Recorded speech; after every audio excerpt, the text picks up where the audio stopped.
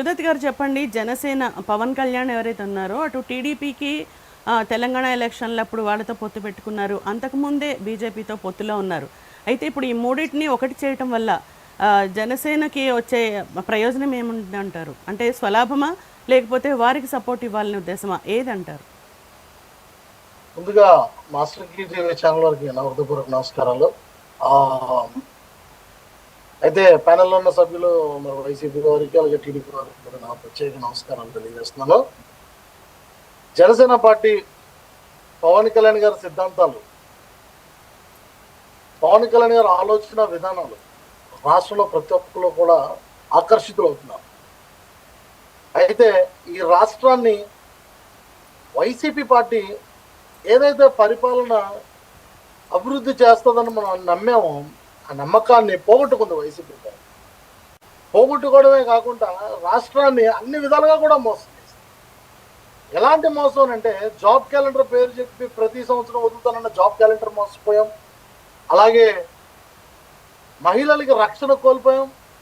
అలాగే మరి ఇంకా సంపూర్ణ మద్యపాన నిషేధం అన్నారు, దాని పేరు చెప్పి మద్యం మీదే వ్యాపారాలు చేస్తున్నారు.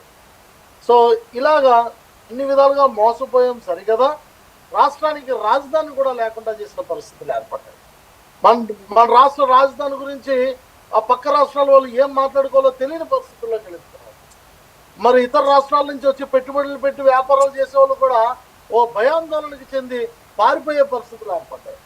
ఈ పరిస్థితుల్లో రాష్ట్రంలో విపరీతమైన అరాచక పాలన జరుగుతున్న సమయంలో పవన్ కళ్యాణ్ గారు మరి ప్రతిపక్షాల తరపున ఒక గొప్ప నాయకుడిగా నిలబడ్డ వ్యక్తి. ఎందుకనంటే మరి సుదీర్ఘ అనుభవం కలిగిన చంద్రబాబు నాయుడు గారిని, 40 సంవత్సరాల అనుభవం కలిగిన చంద్రబాబు నాయుడు గారిని అరెస్ట్ చేస్తే ఒక్కసారిగా రాష్ట్ర రాజకీయం అంతా కూడా స్తంభించిపోయిన పరిస్థితి ఏర్పడింది.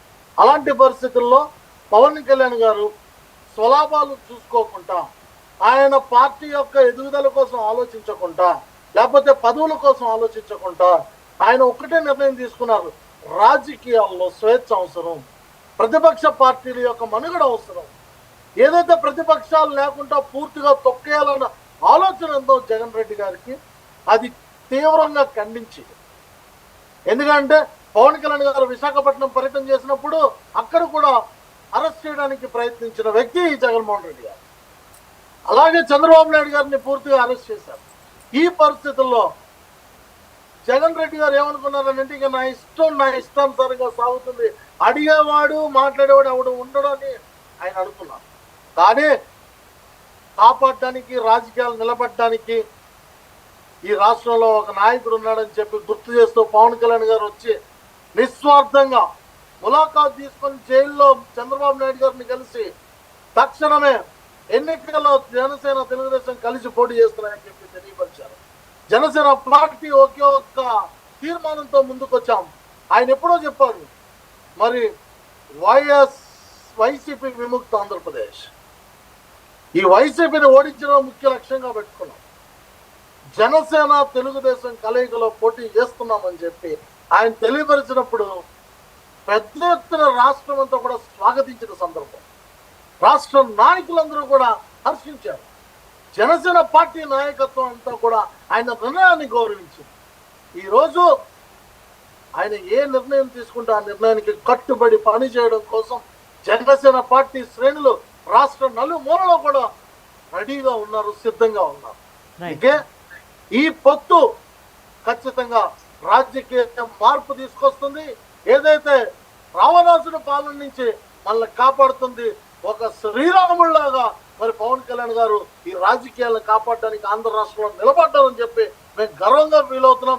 మరి సుదీర్ఘ అనుభవం కలిగిన చంద్రబాబు నాయుడు గారితో కలిసి మరి మా పవన్ కళ్యాణ్ గారు రేపు ఎన్నికల్లో 2024 మరి రాబో ఎన్నికల్లో మనం గెలుపు సాధించి వైసీపీని ఓడించి జనసేన తెలుగుదేశం సంకీర్ణ ప్రభుత్వాన్ని స్థాపిస్తారు. ఆంధ్ర రాష్ట్రానికి రాజధాని నిర్మిస్తారు. ఆంధ్ర రాష్ట్ర భవిష్యత్తుని కాపాడుతారు. ఆంధ్ర రాష్ట్రంలో అభివృద్ధి అంటే ఎలా ఉంటుందో చేసి చూపిస్తారని చెప్పి ప్రజలందరూ కోరుకుంటున్నారు, ప్రజలందరూ నమ్ముతున్నారు. అందుకే ఆయనతో పాటు నాయకులంతా కూడా సిద్ధంగా ఉన్నారు.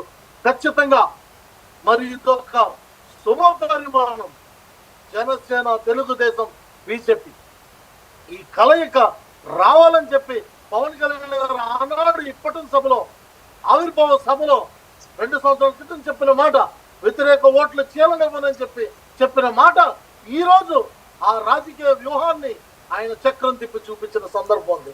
చంద్రబాబు నాయుడు గారిని వాళ్ళు అక్రమంగా అరెస్ట్ చేసినప్పటికీ కూడా దాన్ని వాళ్ళందరూ కూడా మరి పెద్ద ఎత్తున నిజంగా చెప్పాలంటే ఆ తల్లి చంద్రబాబు నాయుడు గారి యొక్క భార్య కూడా బయటకు వచ్చి మేడం ఆవిడ నిజం గెలిచింది అని చెప్పి ప్రజల్లోకి వచ్చి పోరాటం చేసిన సందర్భం ఉంది. ఇటువంటి పరిస్థితుల్లో లోకేష్ గారు కూడా పాదయాత్ర చేసిన సందర్భం ఉంది. వీటిలన్నిటిలోని కూడా ఒకటే కోరుకునేది ఏంటంటే వైసీపీ విముక్త ఆంధ్రప్రదేశ్. ఆ ఒక్కదాని కోసం ఈ పొత్తు బలంగా వెళ్తుంది. ఖచ్చితంగా వైసీపీని ఓడించి తీరుతాం.